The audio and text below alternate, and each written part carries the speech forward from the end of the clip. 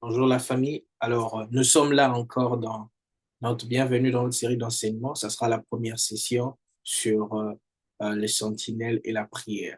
Alors, nous aurons différents thèmes qui seront développés pendant cette série d'enseignements et ça sera pour juste nous aider à comprendre la pensée que Dieu nous a donnée en cette année qui est d'avancer non seulement dans l'intercession mais aussi dans le prophétique. Alors, la première partie d'enseignement sera basée sur la prière et la deuxième partie d'enseignement, de série d'enseignements seront basées sur le prophétique. Et par la grâce de Dieu, le Seigneur va nous conduire et nous prions que nous puissions être concentrés afin de recevoir la pensée de Dieu en cet instant. Que Dieu nous bénisse, qu'il soit avec nous. Et Père, nous te rendons grâce pour ce moment. Sois avec nous, bénis-nous avec ta parole et éclaire nos yeux. Utilise-moi, utilise ton peuple dans le nom de Jésus. Amen. Amen. Alors aujourd'hui, nous allons parler un peu de généralité sur la prière. Vous savez, la prière, c'est un sujet que nous avons parlé et nous n'aurons jamais assez parlé de cela parce que c'est un domaine très vaste et surtout pour nos intercesseurs. Alors, il y avait trois questions que nous sommes posées qui étaient envoyées. La première question, c'était comment définis-tu la prière? La deuxième question, c'était Adam avait-il besoin de prier? Et développez votre réponse. Et la troisième question, c'était de dire ce que nous pensons de cette affirmation. Est-elle vraie ou est-elle fausse et tout ça? Dieu a une réponse à toutes les prières, mais Dieu n'exauce pas toutes les prières. Alors aujourd'hui, je vais essayer un peu de parler, de tacler tous ces points-là, afin que nous puissions avoir une direction précise sur les généralités de la prière. Et ça va nous aider à avancer dans la suite de temps. Alors avançons. Alors la définition de la prière. L'un des mots grecs qui définit la prière dans le Nouveau Testament, c'est le mot prosekomai. Alors, prosekomai vient de deux mots, pros et ekomai. Pros, qui est comme une préposition qui signifie vers ou en direction de. Et ekomai, qui est le verbe en fait. Et ce verbe signifie souhaiter, désirer ou faire un vœu. Alors, dans le sens profond de ce mot prosekomai, ça décrit juste une action de souhait ou une prière orientée vers Dieu. Donc, c'est un terme général qu'on emploie dans le contexte de supplication et d'adoration. Par exemple, lorsque vous avez dans Matthieu 6, Jésus dit, lorsque tu pries, entre dans ton lieu secret. Le mot prier là s'utilise par prosekomai. Donc, lorsque tu t'adresses à Dieu, Amen. Donc, c'est un peu ça sur le mot prosekomai. Et nous pouvons aussi dire, lorsque nous entrons vraiment plus à l'intérieur, nous comprenons que dans la prière, il y a certaines choses que nous devons savoir, c'est que la prière peut être soit un état d'esprit, un état, ou une action, une activité ou une offrande. Donc, lorsque la prière est un état, donc lorsque quelqu'un est en état de prière en s'adressant à Dieu, cet état peut être continuel, peut être même pour toujours. C'est pourquoi nous avons de l'apôtre Paul qui peut dire prier sans cesse. Nous pouvons prier sans cesse lorsque la prière est un état. Lorsqu'un état, tu peux rester dans un état pendant tout le temps possible. Mais alors la prière aussi est une activité. Lorsque la prière est une activité, nous avons ce que nous pouvons appeler des moments de prière ou des lieux de prière. Ça veut dire que c'est un temps, une activité définie dans un certain temps et dans un certain milieu, dans un certain contexte. Donc, c'est ce que nous pouvons avoir comme aussi un sens plus large de c'est quoi la prière. Donc, celui qui prie est en train de faire certaines choses.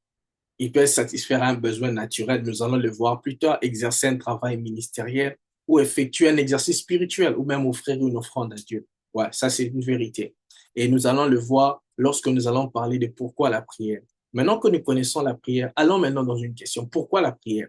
J'ai pu régorger certaines raisons pour lesquelles nous avons besoin de prier. Premièrement, c'est que la prière, c'est un besoin naturel de tout esprit. Donc, toute personne a un besoin naturel de prier. C'est comme ça que Dieu nous a créés. Comme Psaume 43, le psalmiste est en train de dire que mon âme soupire après l'Éternel. Mon âme soupire après toi. Quand irai-je et apparaîtrai-je devant l'Éternel? Donc, nous voyons que la prière, en fait, c'est un désir, besoin naturel de tout homme. De la même façon que nous pouvons avoir faim, soif et tout, nous avons aussi besoin de prier.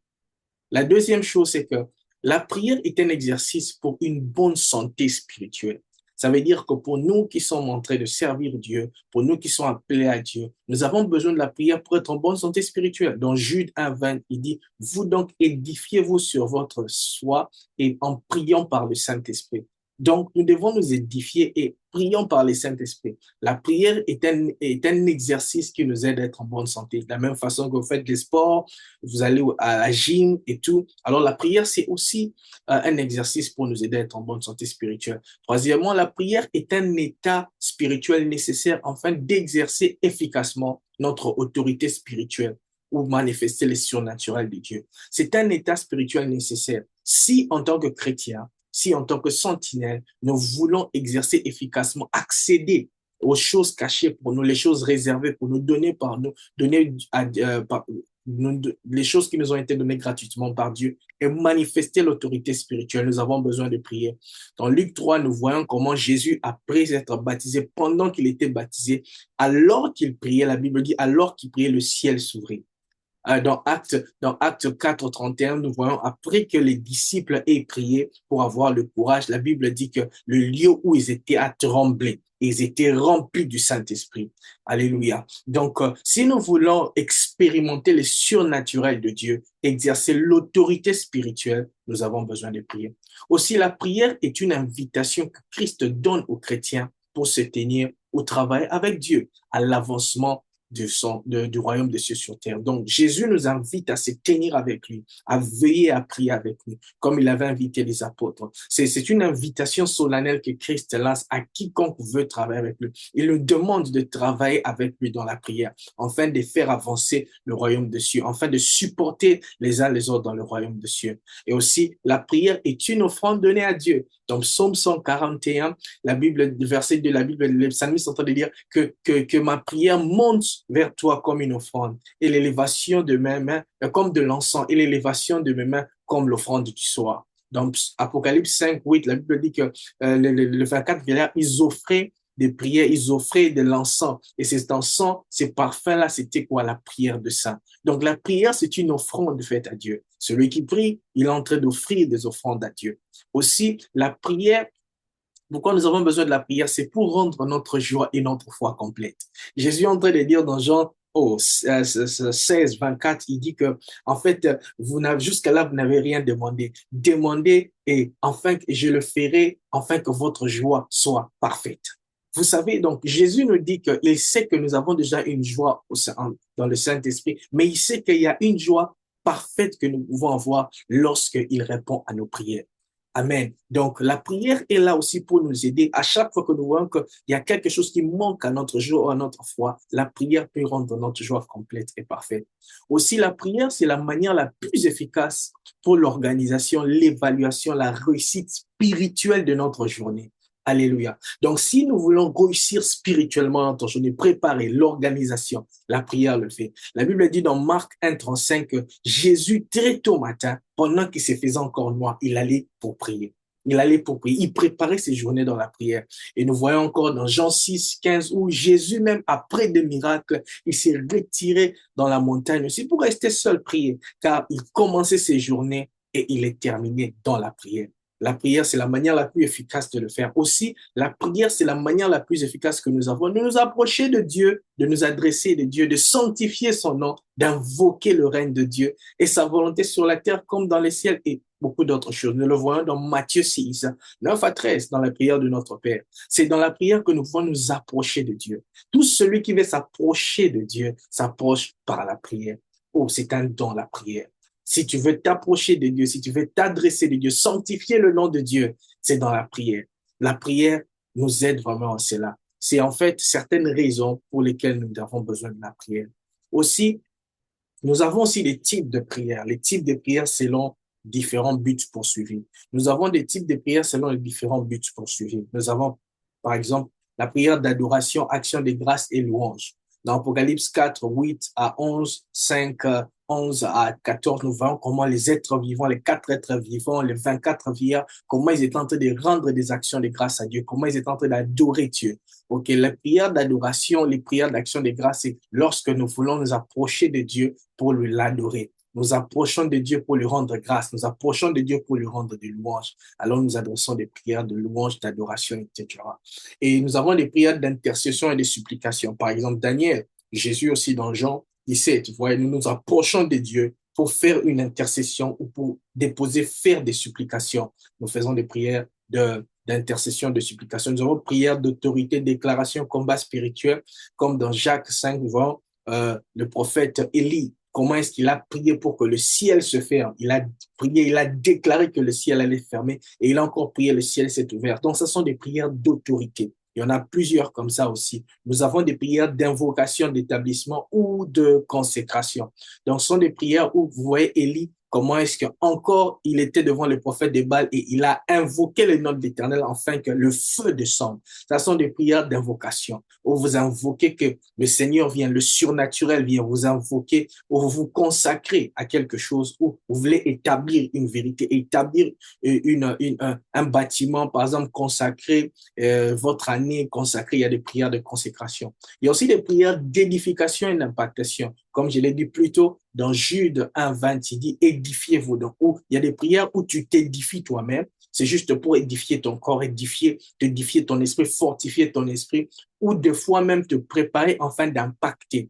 Dans Acte 6, nous voyons comment est-ce que les apôtres ont imposé les mains, ils ont prié pour les 7 diacres. C'était des prières d'impactation qu'ils ont fait sur eux, en posant sur eux les mains. Nous avons aussi les prières selon les pratiquants.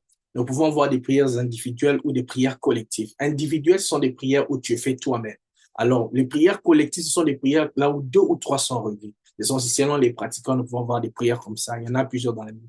Il y a aussi des prières selon le médium.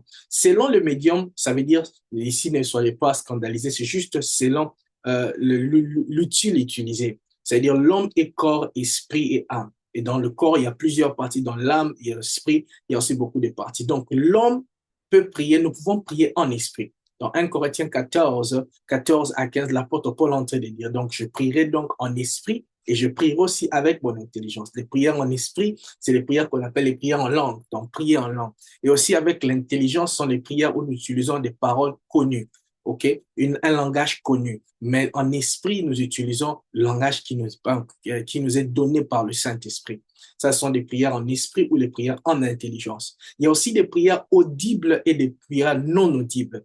Les prières audibles sont des prières comme Salomon, il était devant Dieu, il a prié et tout le peuple entendait ce qu'il priait. Donc les prières que tu utilises la bouche pour prier. Mais aussi il y a des prières non audibles, c'est-à-dire des prières où nous n'utilisons pas la bouche. Nous pouvons utiliser les pensées, nous pouvons utiliser juste notre cœur et des prières que nous pouvons faire même en action. Il y a des prières comme ça. Néhémie, par exemple, 2, lorsque le roi lui demande ce qu'il voulait, alors qu'il a vu qu'il était triste, Néhémie a dit, je priais le Seigneur et j'ai répondu. Donc, quand il priait, c'était pas une prière audible. Il a fait une prière qui n'était pas audible. Nous avons aussi les prières selon, je les appelle, selon l'intensité et la durée. Nous avons ce qu'on appelle les prières ferventes. Il y a des prières selon l'intensité qui sont très ferventes. La prière du juste. La Bible dit que les prières ferventes du juste ont une grande efficacité. Il y a aussi des prières que j'appelle les prières calmes. Les prières donc, que quelqu'un peut faire, mais il le fait calme. L'intensité, c'est calme. Ce n'est pas une mauvaise prière et Dieu aussi exauce ces prières-là. Il y a des prières que j'appelle comme des prières profondes ou des agonies. Dans Luc 22, nous voyons Christ était en agonie. Il était tellement en agonie qu'il pria fortement et la Bible dit qu'il y avait comme des grumeaux de sang qui tombaient de lui. Ça sont des prières très profondes. Ce sont des prières, par exemple, la prière de Anne, la maman de Samuel. Nous voyons comment elle était en train de prier et c'était tellement profond, son chagrin était tellement profond que les paroles même ne sortaient pas. Ce sont des prières très profondes. Et aussi des prières continuelles ou quotidiennes. Nous avons l'exemple dans Acte 10, l'exemple de Corneille, par exemple. Corneille, la Bible dit qu'il priait quotidiennement ou continuellement. Oui, nous avons des prières qu'on fait quotidiennement ou continuellement, donc des prières journalières que tu fais quotidiennement qui doivent être là ou continuellement. Il y a aussi des prières que j'appelle intermittentes ou saisonnières. Alors, ces prières-là sont des prières que nous faisons, c'est continuellement, ça veut dire que ça continue. Mais intermittente, c'est vous faites une fois, et puis vous sautez, vous voulez faire, vous allez faire dans une autre saison. Par exemple, les prières que Elkanah, le père de Samuel, faisait. Donc, chaque année, ils allaient une fois dans le temple pendant une saison pour prier et ils rentraient dans leur maison. Donc, il y a des prières aussi saisonnières comme ça, comme des convocations saisonnières qui ne viennent pas tout le temps, mais c'est pour une saison, c'est pour un temps et lorsque vous les faites, ça sécurise pour vous un long moment. Et aussi des temps, des prières qu'on appelle les longues ou les courtes prières que nous avons selon la durée. Dans Juge 15, vous allez voir comment Samson, il a fait une prière, la prière qu'il avait fait, c'est une courte prière. Et Dieu lui a aidé, il a ouvert le rocher afin que l'eau sorte. Mais il y a aussi de longues prières. Par exemple, dans Luc 6, 12, Jésus, alors qu'il devait choisir les disciples, il a fait toute une nuit de prière. OK, il y a aussi de longues prières et de courtes prières. Ça, ce sont juste des types de prières que je pouvais donner. Alors, nous allons maintenant à la question, Adam avait-il besoin de prier? Adam avait-il besoin de prier? La réponse que je veux donner, ça vient d'un exemple aussi que je vais donner. La réponse, clairement, pour moi, je donnerai, c'est oui. Souvenez-vous, je vous ai dit, comment est-ce que vous définissez la prière va déterminer aussi comment est-ce que vous allez répondre à cette question. Adam avait-il besoin de prier? Oui, Adam avait besoin de prier. Par exemple, prenons un exemple typique, la prière de notre Père. Est-ce que Adam avait-il besoin de faire la prière de notre Père? Oui, Adam avait besoin de s'adresser à Dieu. Adam avait besoin de sanctifier le nom de Dieu. Adam avait besoin d'appeler le royaume de Dieu, que ça vienne sur terre comme au ciel. Adam avait besoin de ça. Donc, nous voyons que selon les types de prières que j'ai donnés, Adam avait besoin de prier, mais ce n'est pas tout type de prière que Adam avait besoin en ce temps-là. Il y avait des types de prières que Adam devait faire en son temps. Oui, Adam pouvait prier contre la tentation parce que souvenez-vous, il a été tenté. Donc, nous réalisons ici que la révélation de la prière elle-même, en fait, c'est un cadeau que Dieu a fait aux hommes. En fait, elle n'a pas été là à cause du péché. Non, la prière n'est pas là parce qu'il y a les péchés, nous souffrons. Non, la prière existait déjà pour l'homme avant même la chute. Donc, l'homme était appelé à s'approcher de Dieu. Regardez même lorsque Dieu s'approchait d'Adam. Donc, il y avait un moment de rencontre, d'intimité. Ils avaient de moments de prière. Donc, de moments de rencontre. Il y avait un moment particulier où Dieu venait pour même parler à l'homme. Tout comme l'adoration, vous voyez que la prière, tout comme l'adoration, mais cependant, Adam n'avait pas besoin de faire toutes sortes de prières. Mais nous pouvons dire que si Adam avait besoin d'adorer Dieu, alors Adam avait besoin de prier. Ouais, parce que, en fait, la prière et l'adoration ne sont pas trop différents. Lorsque nous voyons dans la définition de procès commun, vous voyez même que c'était que la personne se tourne vers Dieu. Et ça, même l'adoration, se tourner vers Dieu, se prosterner vers Dieu. C'était en fait ça. Donc, si Adam avait besoin d'adorer Dieu, alors Adam avait besoin de prier. Donc, la prière n'est pas une invention de l'homme, mais c'est un cadeau de Dieu aux hommes.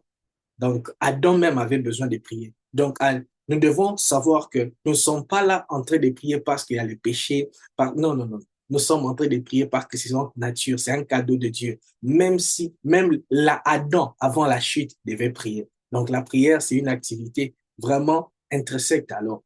Et ce n'est pas juste une activité après la chute. Et en fonction de ça, je veux donner 5 vérités sur la prière.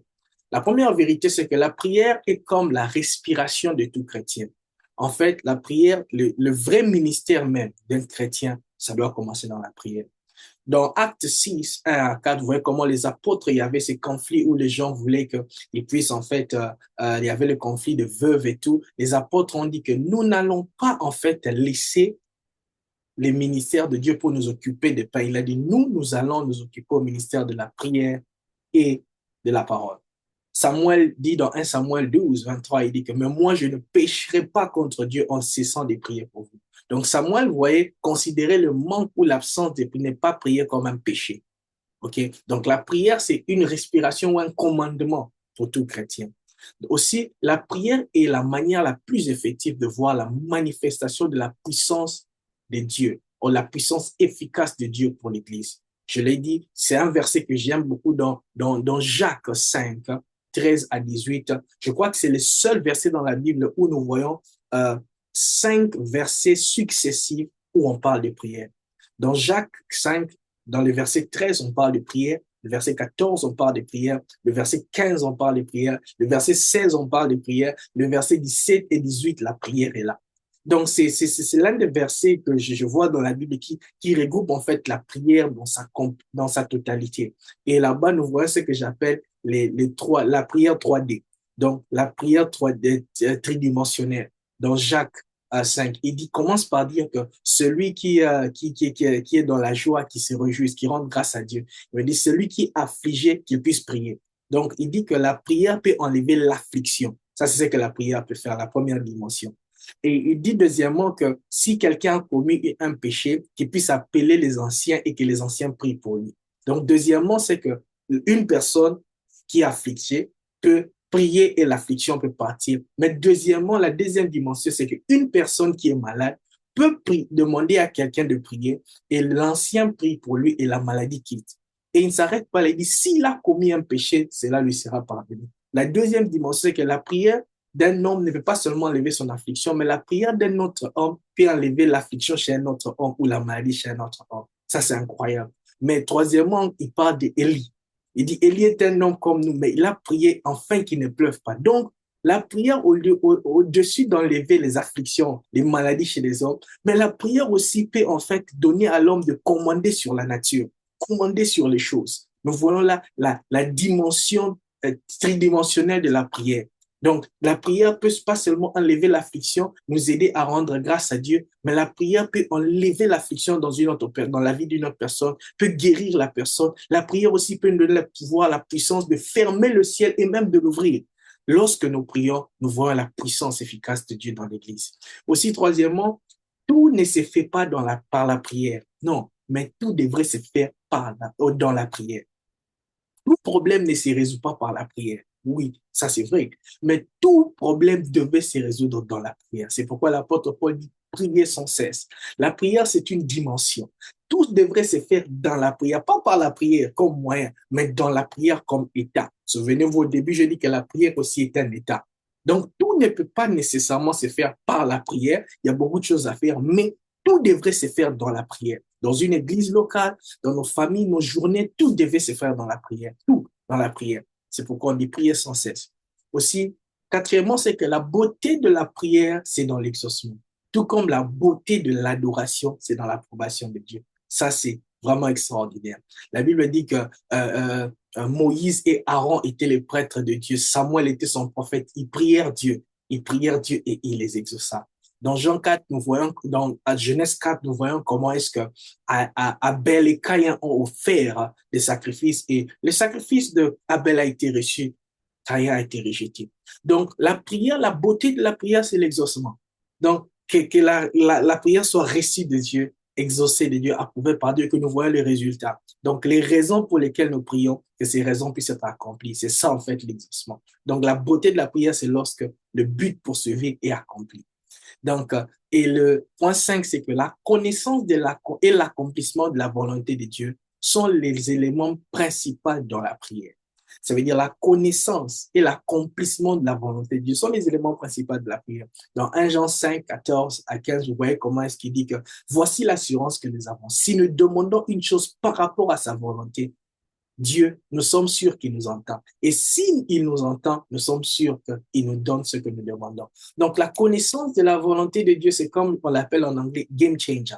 C'est un élément clé dans l'accomplissement des prières. Donc, nous devons chercher à connaître, à poursuivre et l'accomplissement de la volonté de Dieu. Celui qui connaît la volonté de Dieu entre dans la prière avec une certaine assurance, car c'est selon la volonté de Dieu que la personne prie. Mais la personne qui ignore la volonté de Dieu doit entrer dans la prière pour chercher la volonté de Dieu, s'assurer de cette volonté de Dieu. Et l'assurance qu'on a, ça vient de la volonté de Dieu.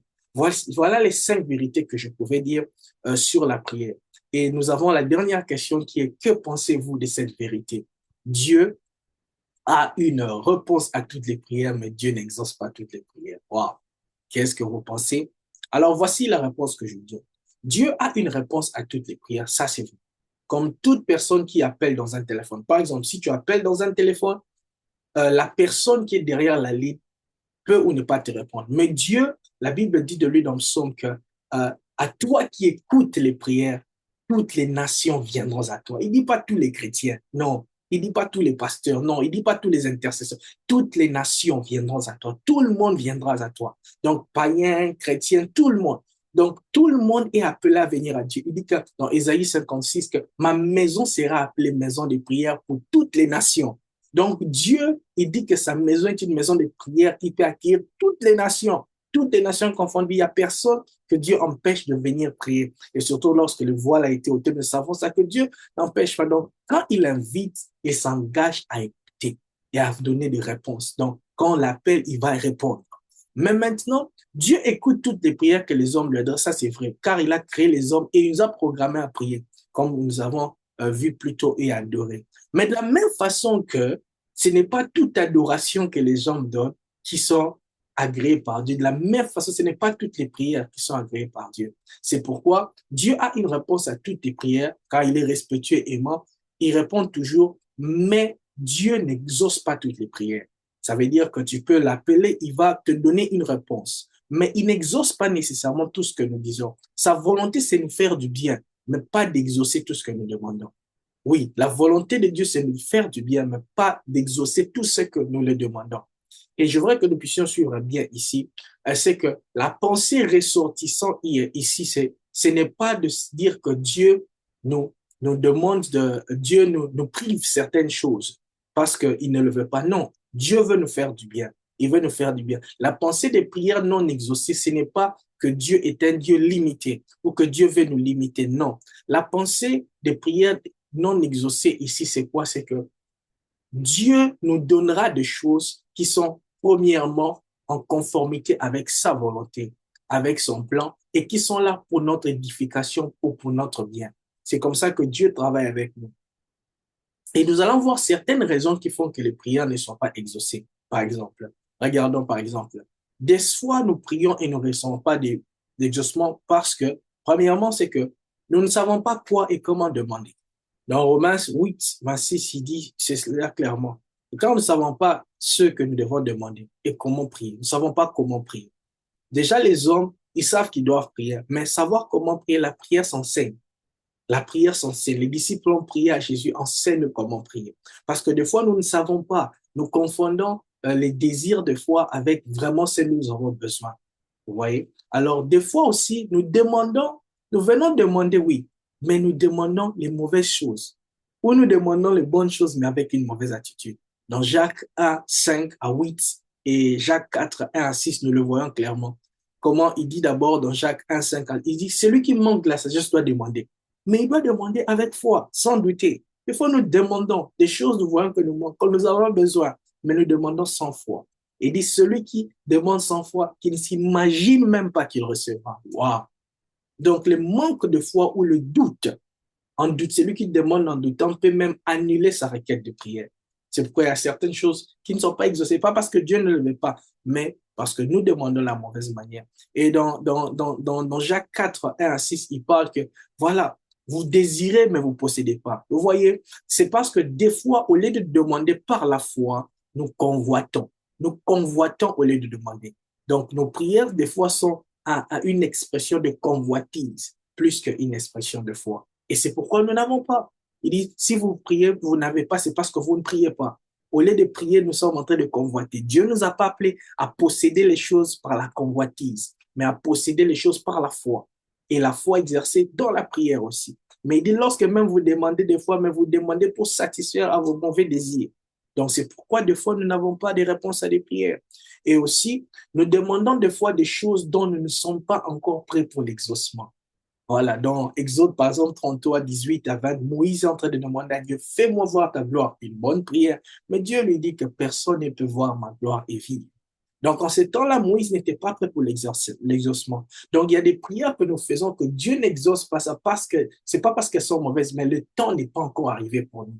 Donc, il va nous préparer jusqu'à ce que nous allons recevoir l'exaucement. Aussi, nous demandons des fois des choses dont le temps n'est pas encore arrivé. Les apôtres dans Actes 1, 5 à 7 même, vous voyez comment ils demandent à Jésus, oh, Jésus leur dit comment ils doivent attendre le Saint-Esprit. Il dit, est-ce que c'est à ce temps-là que tu resteras le royaume d'Israël? Jésus dit, ce n'est pas à vous de savoir. Les temps et l'heure que Dieu, le Père a placé pour sa propre autorité. Donc, il y a des fois des choses qui ne sont pas pour nous, mais nous voulons le voir. Jésus ne nous exaucera pas. Vous voyez? Il y a des choses comme ça qui n'exaucent parce que le temps n'est pas seulement arrivé. Vous ne pouvez pas demander à un enfant de 2 ans d'aller faire un permis de conduire. Non, ça ne se fait pas. Donc, le temps, des fois, n'est pas encore arrivé. Troisièmement, nous demandons des fois des choses à Dieu qui nous ont déjà été données. Nous demandons à Dieu, Seigneur, Seigneur, mais les prières ont déjà été exaucées. C'est pourquoi j'ai dit, Dieu n'exauce pas toutes les prières. Pourquoi? Parce qu'il y a certains, il les a déjà exaucées. Par exemple, dans Exode 14, 15 à 16, la Bible dit, lorsque le peuple était devant la mer Rouge avec Moïse, la Bible dit que le peuple était en train de parler contre Moïse. Moïse leur a dit, non, ne vous inquiétez pas, les Égyptiens que vous voyez, vous ne les verrez plus. Mais après, Moïse a encore commencé à crier vers Dieu. Dieu lui a dit, pourquoi est-ce que tu cries vers moi? Pourquoi est-ce que tu cries vers moi? Il dit, tourne à toi, va diviser la mer.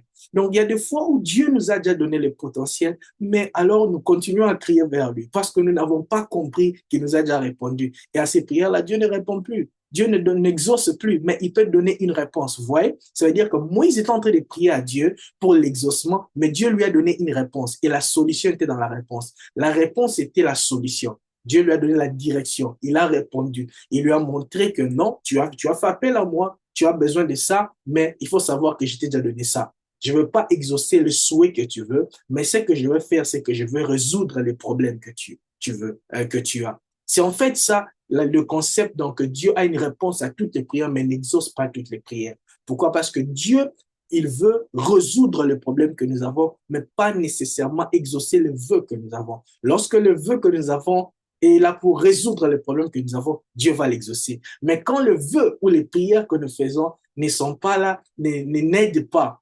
à résoudre les problèmes que nous avons, Dieu ne va pas exaucer cela, mais Dieu, dans sa bonté, va nous donner la réponse pour nous aider à chercher comment résoudre les problèmes qu'on a. Un exemple clair, un exemple qui est plus évident, c'est dans Nombre 21, 4 à 9. Nous allons lire ça. C'est l'histoire du peuple d'Israël lorsque ils ont péché contre Dieu et Dieu a envoyé le serpent. Alors la Bible dit qu'ils partaient de la montagne de Our, du chemin de la mer Rouge pour contourner vers le pays d'Édom. Le peuple s'impatientant en route et cherchant contre Dieu et contre Moïse. Il parla contre Dieu et Moïse. Pourquoi vous nous avez fait sortir d'Égypte, etc., etc. Et dans les versets 6, il dit, alors l'Éternel envoya contre le peuple des serpents brûlants. Ils mordirent le peuple, il mourit beaucoup de gens d'Israël. Dans le verset 7, maintenant, le peuple reconnaît qu'il a péché. Maintenant, il va vers Moïse. Il dit à Moïse, nous avons péché. Ils reconnaissent. Nous avons parlé contre l'Éternel, contre toi. Oui, il dit, maintenant, ils font une requête. Là, ici, prie l'Éternel afin qu'il éloigne de nous les serpents. Ça, c'était leur prière. Nous voulons que les serpents partent. Alors, Moïse va fidèlement, il dit la même chose à l'Éternel, mais la Bible dit, Moïse pria pour le peuple. Donc, c'est-à-dire, il pria, il allait dire la même chose à l'Éternel. Mais maintenant, écoutez la réponse de Dieu. Dieu dit à Moïse, donc Dieu répond à Moïse, ok? Dieu répond à Moïse, ça c'est la réponse. Fais-toi un serpent brûlant, place-le sur une perche, quiconque aura été mordu et le regardera, conservera la vie. C'est ça en fait la réponse de Dieu. Mais est-ce que la réponse de Dieu a exaucé la prière du peuple? La réponse de Dieu a résolu le problème, mais la réponse de Dieu n'a pas exaucé. Dieu n'a pas exaucé la prière comme ils ont demandé. Eux, c'était éloigne de nous les serpents, que les serpents partent.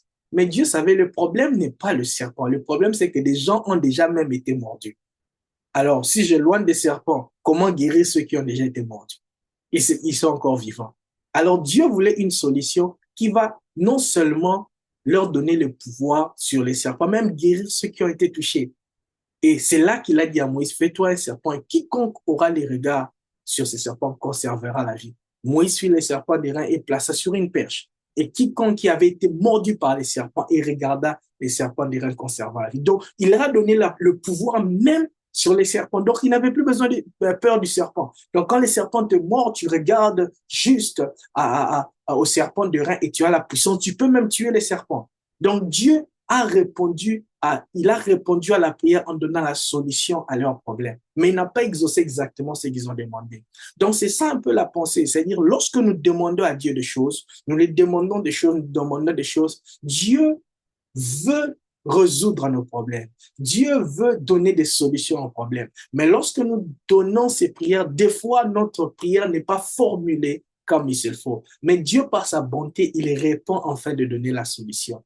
Donc, Dieu n'est pas un Dieu qui refuse de nous donner des solutions. Non, mais Dieu donne des solutions selon qu'il voit, il sait la solution qu'il faut à notre problème. Et des fois, lorsque nous prions, nous ne savons pas trop. C'est pourquoi nous avons la grâce, c'est que Dieu nous a donné la prière, pouvoir prier en esprit.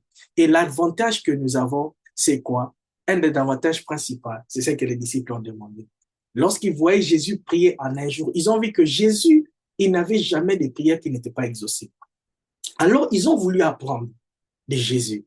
Lorsque Jésus a fini à prier un jour dans Luc 11, 1, il lui a dit, les disciples ont dit, Seigneur, enseigne-nous à prier, comme Jean l'a enseigné à ses disciples. Ils ont remarqué que Jésus avait un niveau d'exaucement des prières qui était efficace, qui était au-dessus d'eux.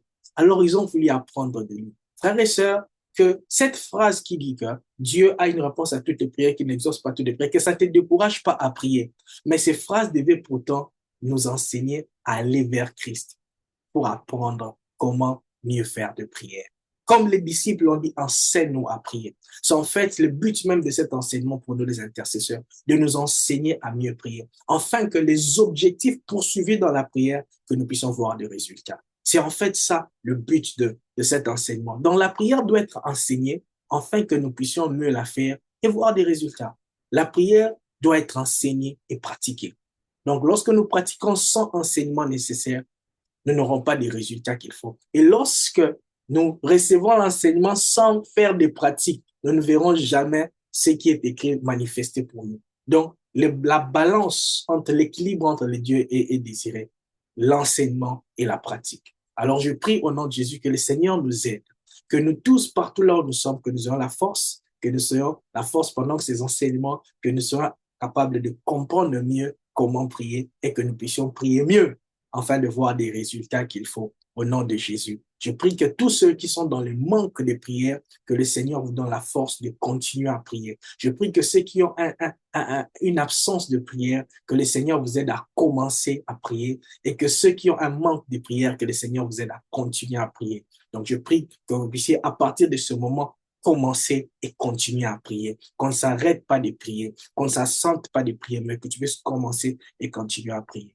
Alléluia. Cela dit, par la grâce de Dieu, prochainement, nous allons voir les clés pour recevoir l'exaucement en prière. Ça sera ça, en fait, le thème de la fois prochaine et que Dieu vous bénisse. Restez connectés. Si vous avez une question, posez dans les commentaires et nous serons heureux de voir comment y répondre aussi.